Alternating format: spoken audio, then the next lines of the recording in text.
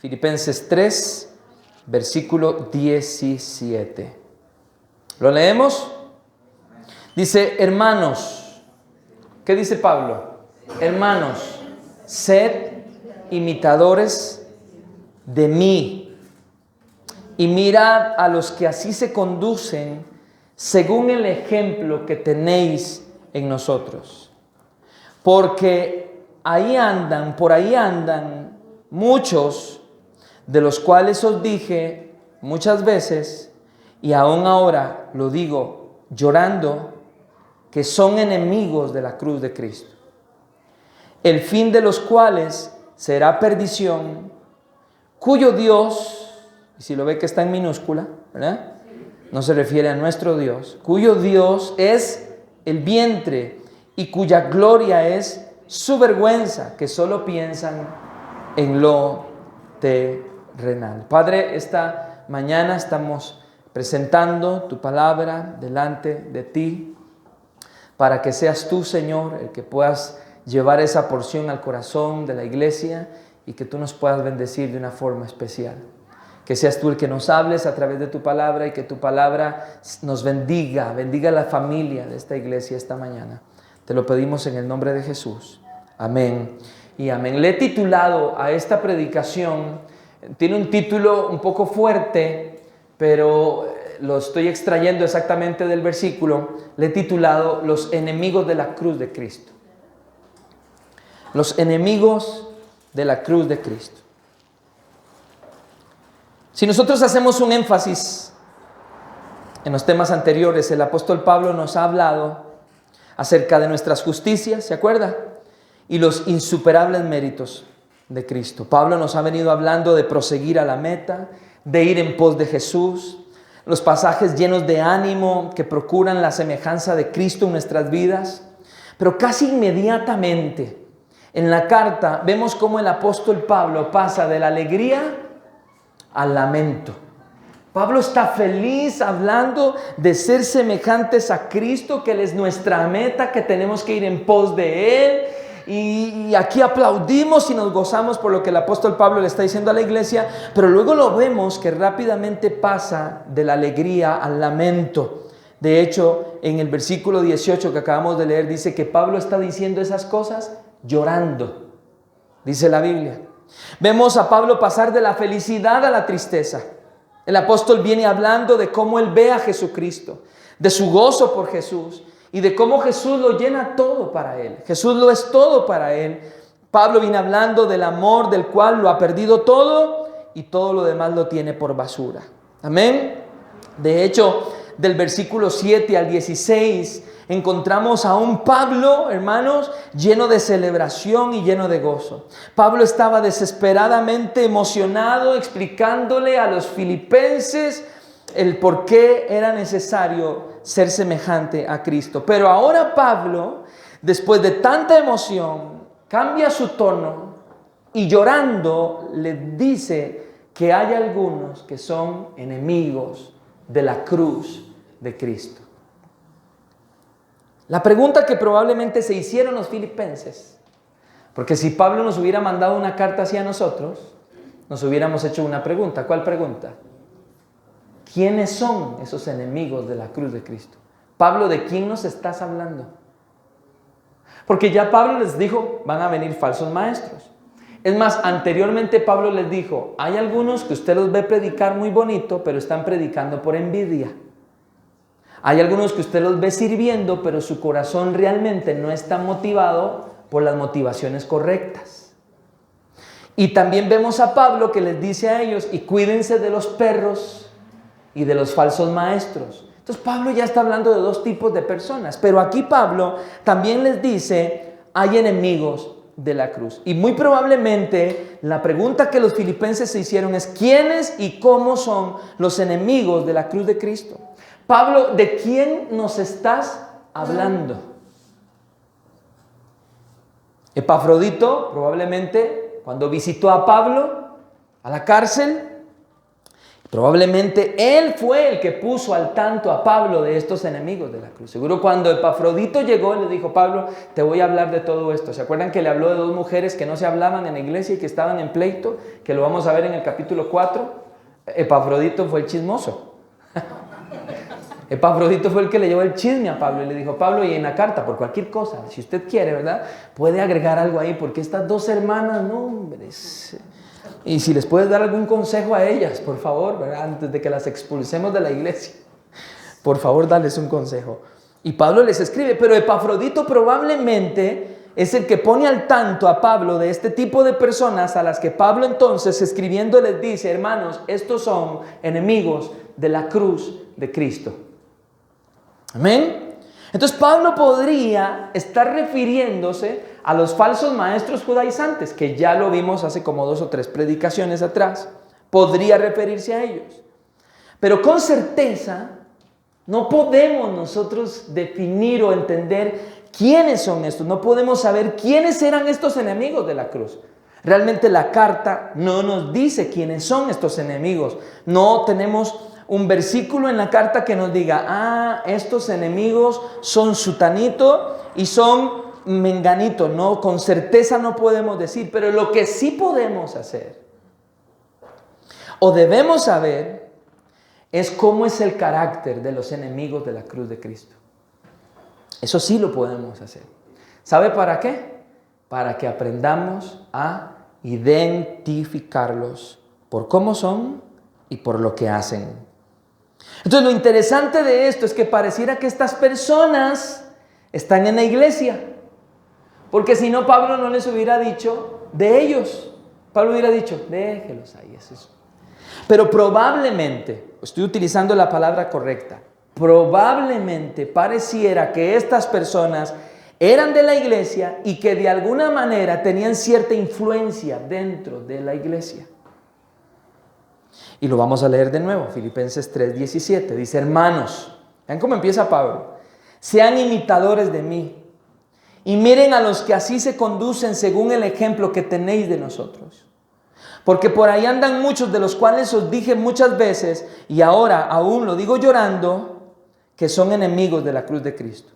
El fin, y ya Pablo marca cuál es el fin de ellos. O sea, es categórico Pablo, y él dice: y el fin de los cuales será perdición, cuyo Dios es el vientre y cuya gloria es su vergüenza, y que solo piensan en lo terrenal. Eso es lo que está diciendo el apóstol Pablo. Ahora, Pablo menciona 4 características de este tipo de personas que sí están aquí y que entonces nos van a permitir a nosotros desarrollar una visión y un entendimiento para proteger la iglesia.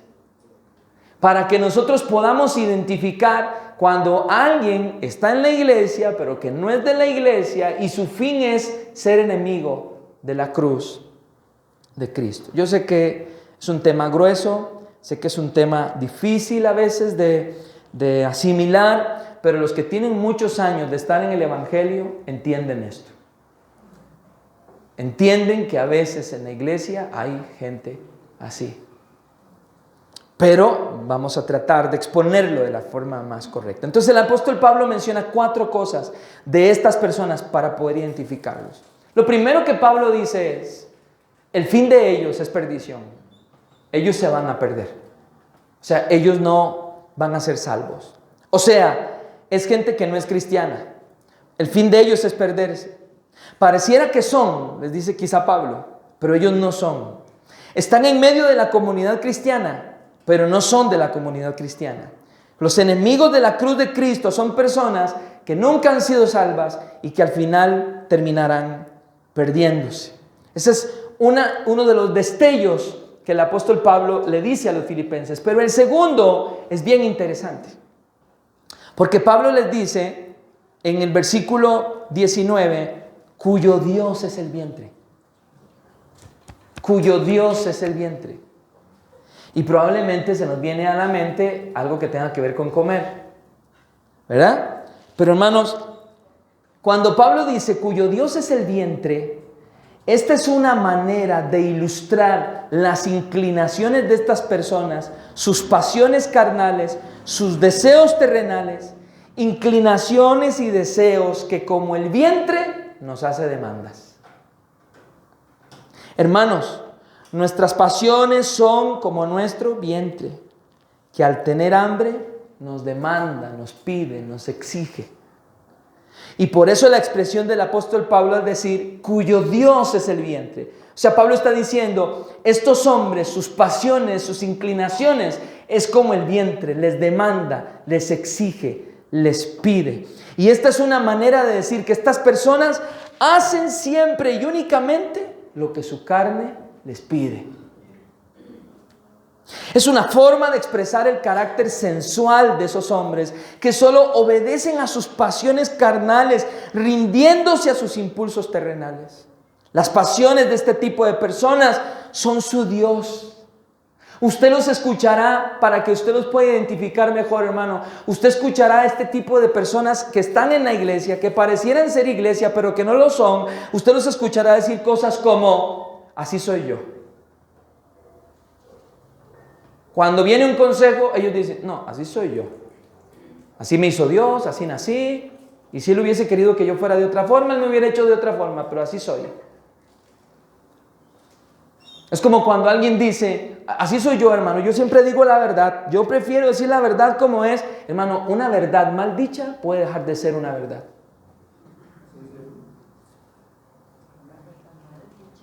Si usted la dice con el hígado, con las tripas, usted lo dice con sus pasiones, puede dejar de ser una verdad.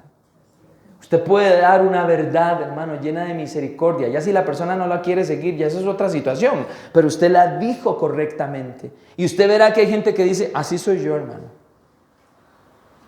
Así somos los mexicanos. Así somos los ticos. Así somos. Pero si usted nació de nuevo, Pablo dijo en las predicaciones anteriores, en los temas anteriores, nuestra semejanza es Cristo. Tenemos que ser como Él. Estamos en una carrera y nuestra meta es la semejanza de Cristo. Yo no puedo seguir siendo como yo antes era. Ahora yo tengo que evidenciar un cambio. Hermano, los cambios se notan. Y usted escuchará a esta gente decir, así pienso yo. Hermano, pero estás equivocado. Bueno, pero así pienso yo. Así Dios me ama. Usted los escuchará decir, así soy y es muy difícil que alguien me cambie, hermano. Porque así soy yo, así nací, así era mi abuelo, así era mi papá, mis tíos son iguales y yo soy igual que ellos. Ellos no cambiaron, probablemente yo tampoco.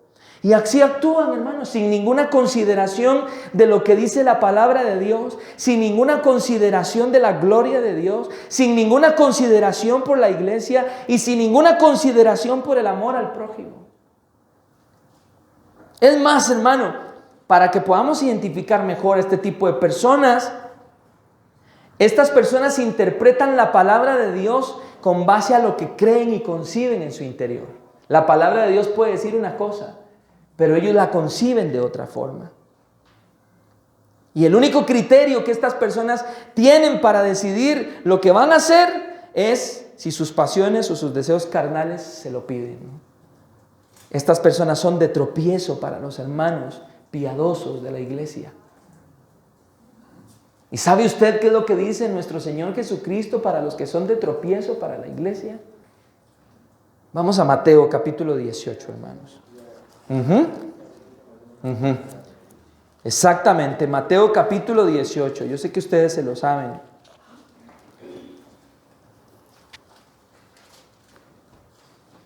Mateo 18, en el versículo 6. Me dice amén cuando ya usted lo tiene.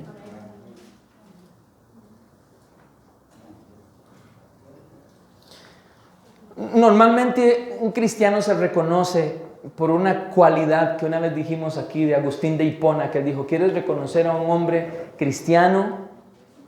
¿Cuál era la característica? Tiene 3 características. La primera es humildad. La segunda, humildad. Y la tercera, humildad. Usted reconoce a un hijo de Dios porque ya no es orgulloso, ya no lo es humilde. Para él ya no es importante debatir por su argumento, es más importante su hermano que su argumento. Ya es humilde, ya le entendió, ya Dios lo agarró, lo procesó, lo quebró, le volvió a echar agua, lo majó, le volvió a hacer otra vasija. Ya Dios lo ha procesado. Desde el versículo 1 del capítulo 18 de Mateo, Jesús dice, en aquel tiempo los discípulos vinieron a Jesús diciendo, ¿quién es el mayor en el reino de los cielos? Porque eso nos gusta saber, ¿no? Y llamando Jesús a un niño, lo puso en medio de ellos y les dice, de cierto os digo, que si no os volvéis y os hacéis como niños, no entraréis en el reino de los cielos. Así que cualquiera que se humille como este niño, ese es el mayor en el reino de los cielos. Y cualquiera que reciba en mi nombre a un niño como este, a mí me recibe. Y aquí viene la gran lección, versículo 6.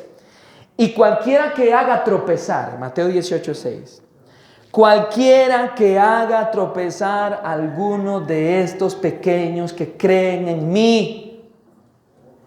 Y no está hablando de los niños, está hablando de sus hijos.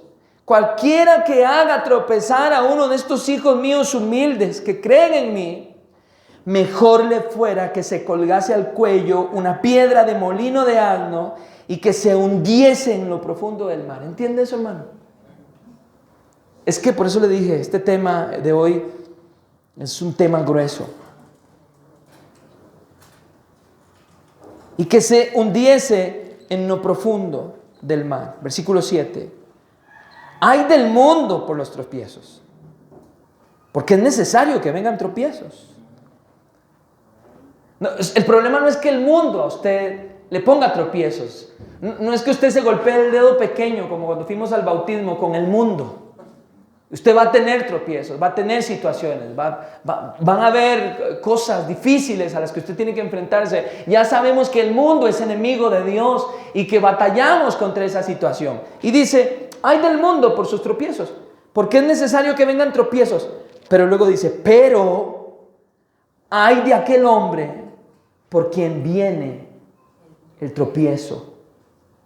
Y mire lo que dice, hermano. Por tanto, si tu mano o tu pie te es ocasión de caer, córtalo y échalo de ti. Mejor te es entrar en la vida cojo o manco que teniendo 2 manos o 2 pies ser echado en el fuego. Y si tu ojo te es ocasión de caer, sácalo y échalo de ti. Mejor te es entrar con un solo ojo en la vida que teniendo los 2 ojos ser echado en el infierno de fuego. ¿Sabe qué está haciendo esto? Nos está responsabilizando.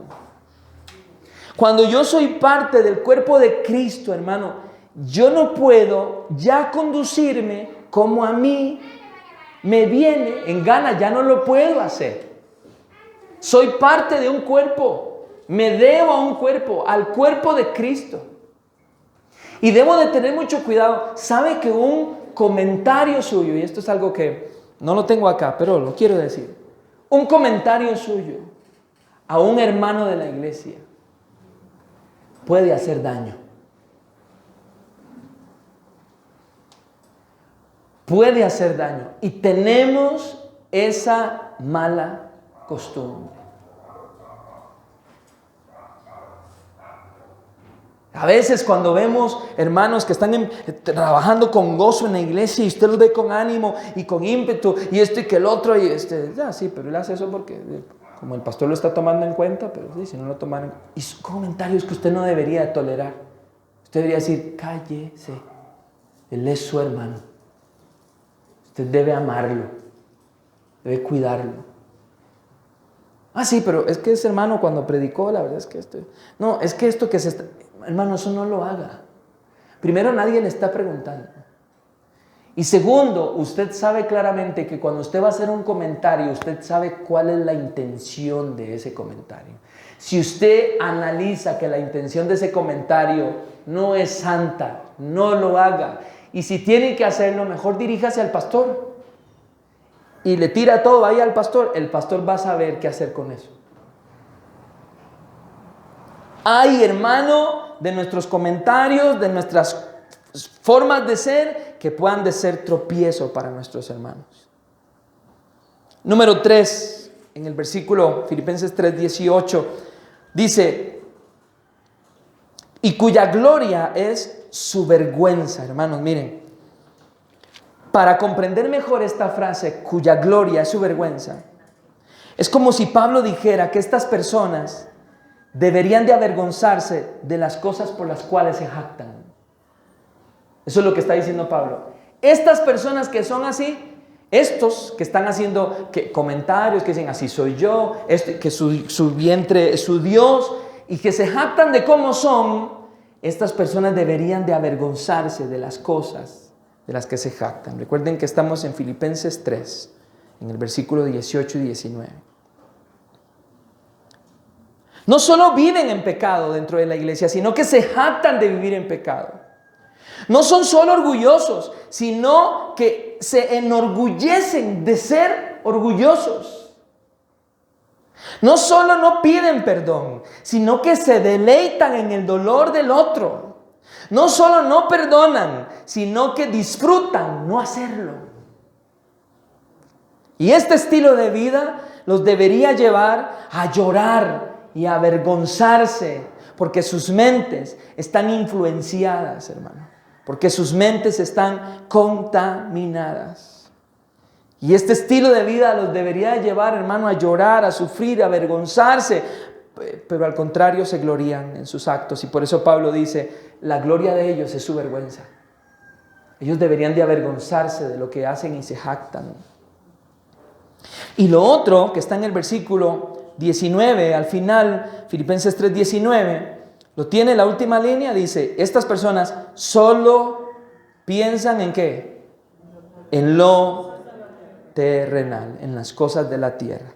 Y Pablo acá no solo está criticando ahora su estilo de vida, sino que está criticando su visión de vida.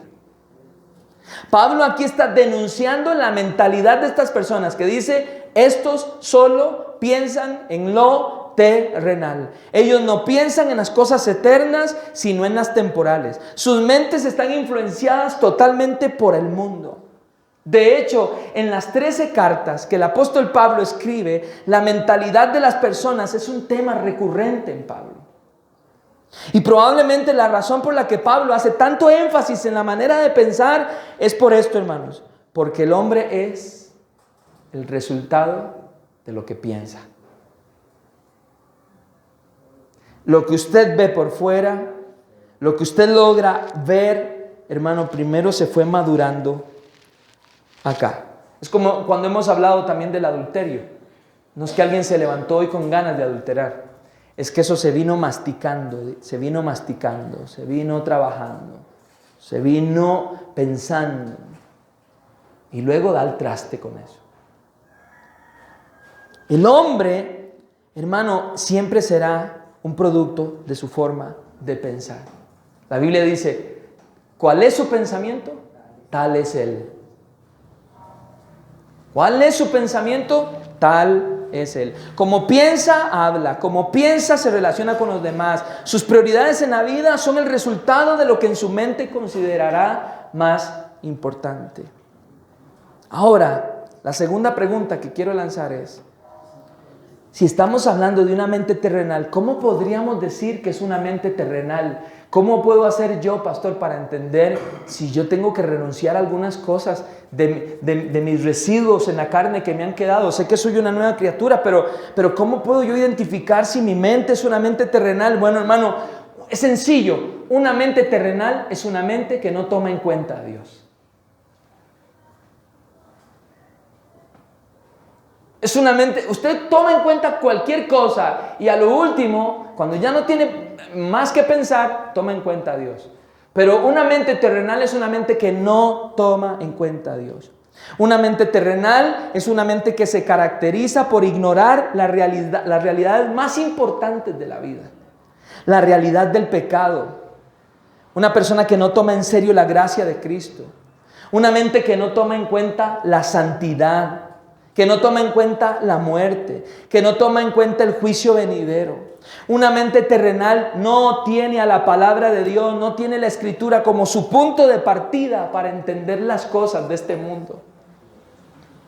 Las entiende en base a lo que cree, a lo que considera y hasta influenciado por sus propios deseos antojadizos. pero no toma decisiones en base a la palabra de Dios. Una mente terrenal es una persona que no interpreta su vida, sus problemas, sus luchas, sus temores con los lentes del Evangelio.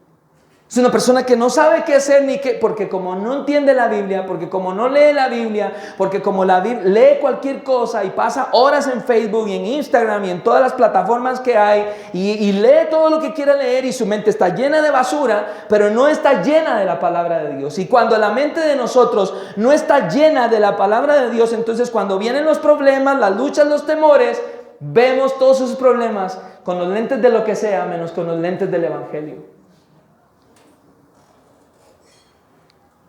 Una mente terrenal estima las cosas más triviales de esta vida y desperdicia las más valiosas. Una mente terrenal estima lo profano y se aburre de lo santo. De hecho, hermano, ese es el pecado de la iglesia cristiana en este siglo, que estima lo profano más que lo santo. Y ha sido el pecado de la iglesia en este tiempo, de una forma exponencial. Y Pablo se refiere a este tipo de personas, ¿sabe cómo? Como enemigos de la cruz de Cristo.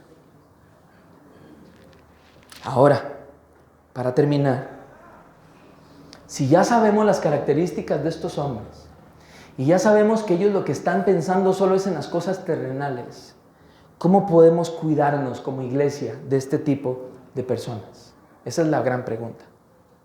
¿Cómo podemos cuidarnos o cómo puede cuidarse la iglesia de este tipo de personas? Pablo da la clave. Está en uno de esos 3 versículos. ¿Cuál es la clave?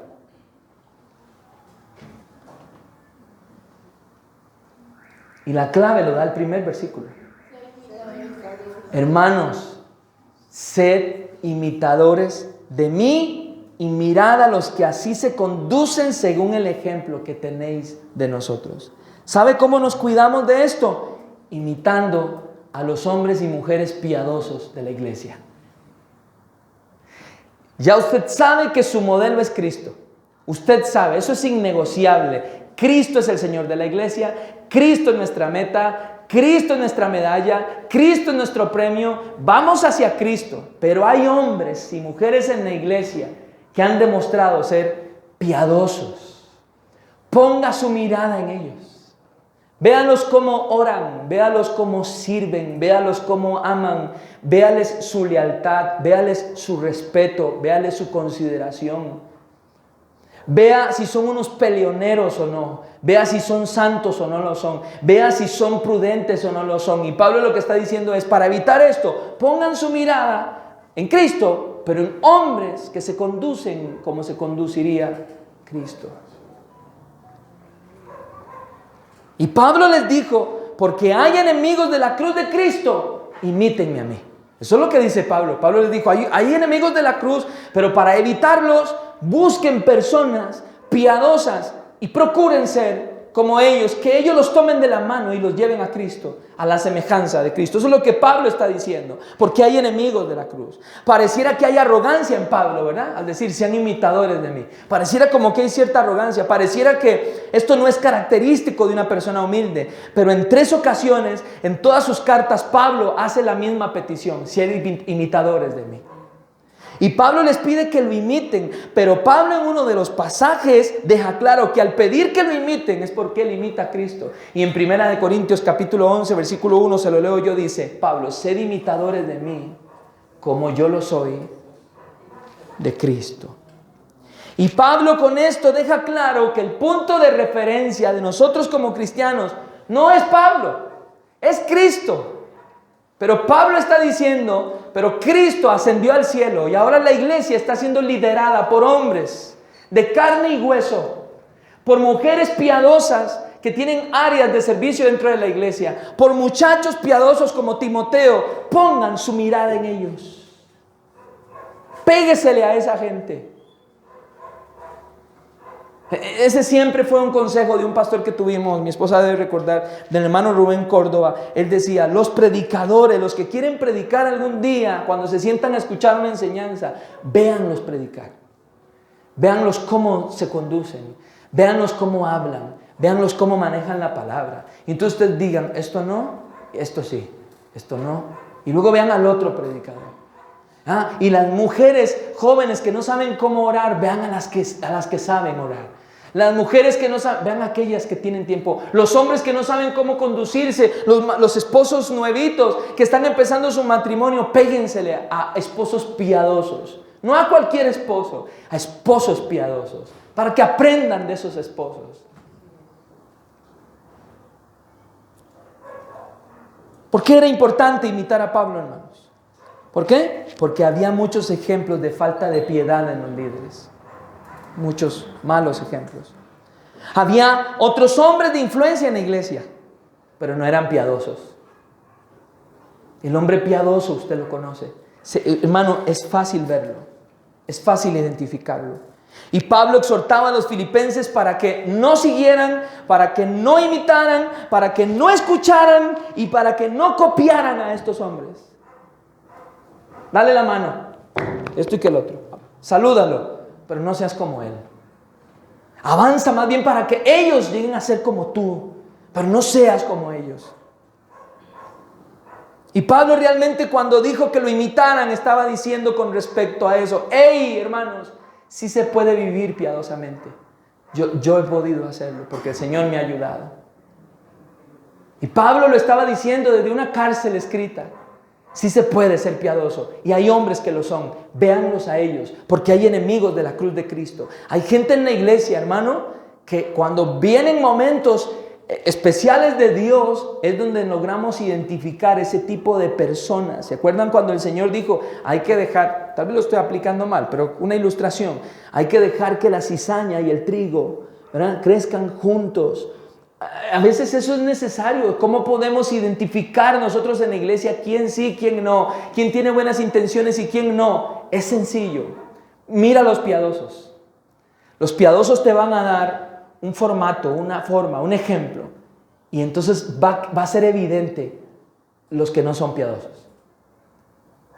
Va a ser sencillo identificarlo, y eso es lo que Pablo está diciéndole a ellos. ¿Sabe, hermano? Es cierto que aún no somos perfectos. ¿Cuántos son perfectos aquí? Ninguno es perfecto. Pero en el liderazgo principal, hablándole de pastores y líderes inmediatos de la iglesia, esos hombres deben reflejar piedad, deben reflejar santidad y deben reflejar temor a Dios. Pero no solo se queda ahí el versículo 17 diciendo Pablo: imítenme a mí. Dice: y miren a aquellos que se conducen según el ejemplo que tenéis de nosotros. Y Pablo lo que está diciéndoles a ellos es: imiten a otros que se conducen. Pablo estaba dejando claro que había otros hombres que son dignos de imitar porque ellos imitan a Cristo. Imítenme a mí e imiten a estos hombres que viven con la misma meta que yo he vivido. ¿Cuál es? Ser semejante a Cristo. Imítenme en tener a Cristo como su meta. Imítenme al estimar mis justicias como trapos sucios, como pura basura, para poder abrazar los méritos de Cristo. Y en el versículo 18 es lo más conmovedor que vemos en esta carta del apóstol Pablo, porque él les dice: andan muchos por ahí, a los cuales muchas veces, y se los digo ahora, llorando.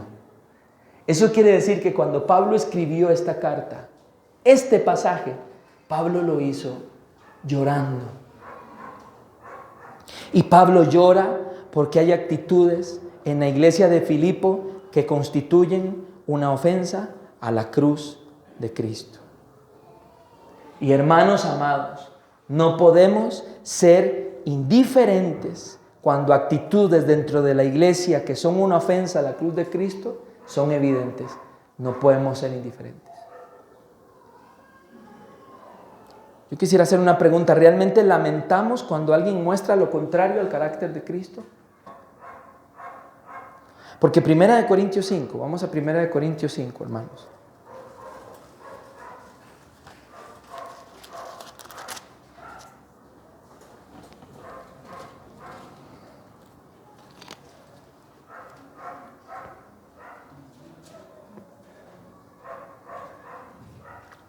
Hechos, Romanos, Corintios. 1 Corintios capítulo 5.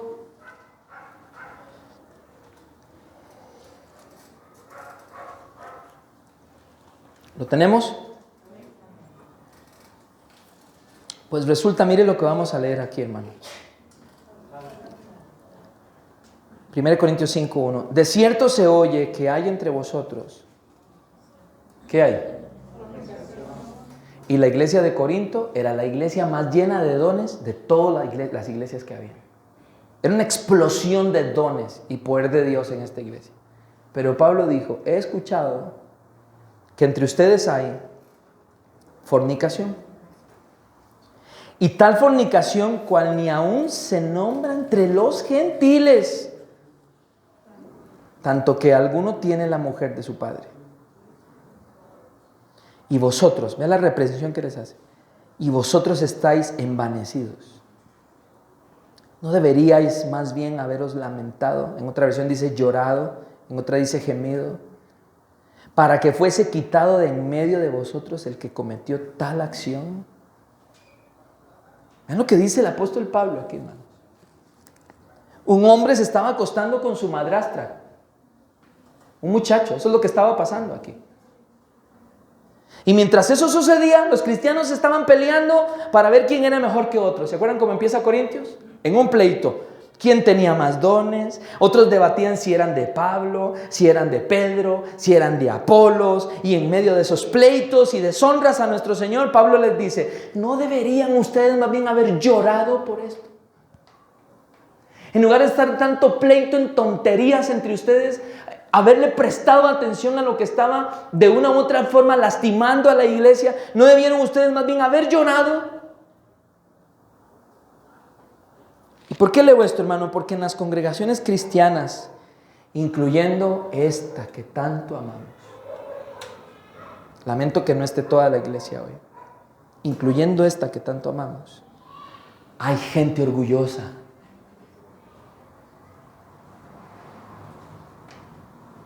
Que son como un punto negro, hermano, en la iglesia. Eso es doloroso. Hay gente arrogante en la iglesia, hermano. Hay gente insegura, hay gente egoísta en la iglesia, incluyendo esta iglesia que tanto amamos. Hay gente vanidosa, hay gente iracunda. Gente que probablemente cuando nadie les ve, hacen cosas feas que están mal. Nos vamos de aquí un domingo y todo se ve bellísimo, pero entre semana nadie sabe realmente lo que está sucediendo. Pero aquí todos nos vemos muy bien. Hay cónyuges que no viven reflejando el amor y la piedad de Cristo. Hay padres, incluyendo esta iglesia tan bella, que son un desastre. Y hay hijos que son unos irreverentes, unos malcriados, y hay jóvenes que están fornicando. Y eso está mal dentro de la iglesia.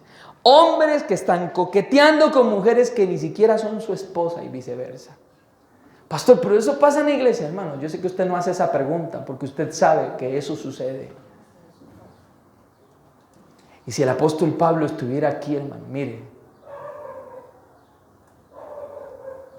Algunos dirían, hermano, ¿cómo me encanta esta iglesia donde vamos? Porque aquí todos se aman tanto, hermano.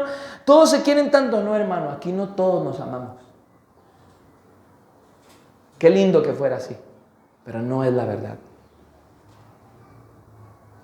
Y hasta que venga Cristo es algo con lo que lucharemos.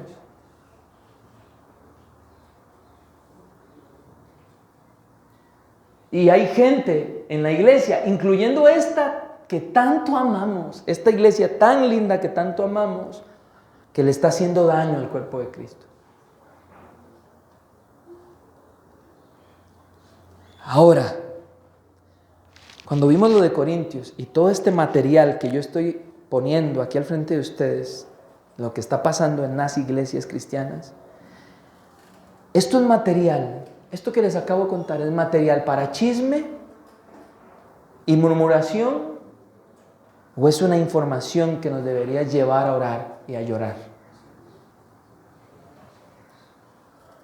¿Qué hace este hermano con este pedazo de información que le estoy dando? ¿Lloras? ¿Oras? ¿Guardas discreción? ¿O es la conversación del café en familia esta tarde?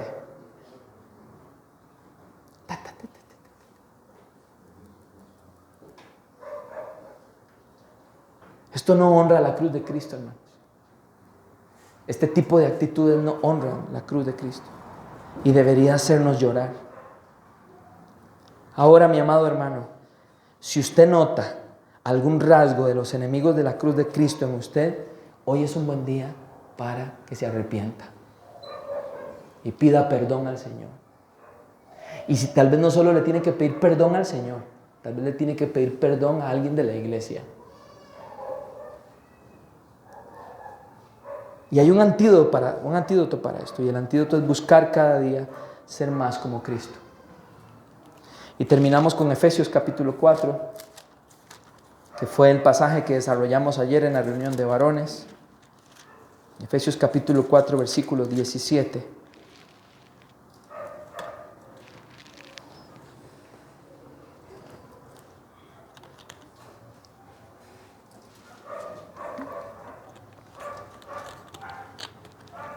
Efesios 4, 17. ¿Lo tienen?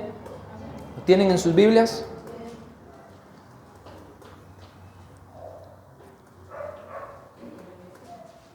Lo vamos a leer. ¿Cuál es el título? La nueva vida en Cristo. Y dice, esto pues digo y requiero en el Señor. ¿Qué? Que ya no andéis como los otros gentiles que andan en la vanidad de su mente, teniendo el entendimiento entenebrecido, ajenos de la vida de Dios por la ignorancia que en ellos hay, por la dureza de su corazón, los cuales después de que perdieron toda sensibilidad, se entregaron a la lascivia para cometer con avidez toda clase de impureza. Mas vosotros no habéis aprendido así a Cristo. Si en verdad le habéis oído y habéis sido por él enseñados conforme a la verdad que está en Jesús, en cuanto a la pasada manera de vivir, despojados del viejo hombre que está viciado conforme a los deseos engañosos. Renuévense en el espíritu de vuestra mente. Vístanse del nuevo hombre, creado según Dios en la justicia y santidad de la verdad. Por lo cual, hermanos, ya no sean mentirosos. Dejen de hablar mentira. Porque los mentirosos tienen un padre. Y la Biblia dice que el padre de toda mentira es el diablo. Así que si usted considera, vuélvame a ver, que usted es medio mentirosillo, eso no es una mentirilla, eso no es un pecadillo piadoso. La mentira no está bien entre nosotros. Hable verdad cada uno con su prójimo, porque somos miembros los unos de los otros. Si usted se enoja, no peque. No se ponga el sol sobre vuestro enojo. Usted no se vaya enojado con su hermano a dormir y amanezca enojado y se vuelve a acostar enojado. No lo haga, hermano. Eso no es característico. Eso es un rasgo de la gente que no está bien con el Señor. Ni deis lugar al diablo. El que hurtaba, ya no hurte más, ya no robe. Deje de hacer tranza, hermano. Aunque usted diga que es característico en el mexicano, sí, pero en el cristiano, no. Y nada eso de que el que no tranza no avanza. No, hermano, no haga tranza. No haga cosas que no están bien. Renuncia a eso. Es más, si usted está haciendo algo que pareciera que es legal, pero no es legal, es ilegal, no lo haga. No vaya a ser que sea Dios el que lo ponga en evidencia.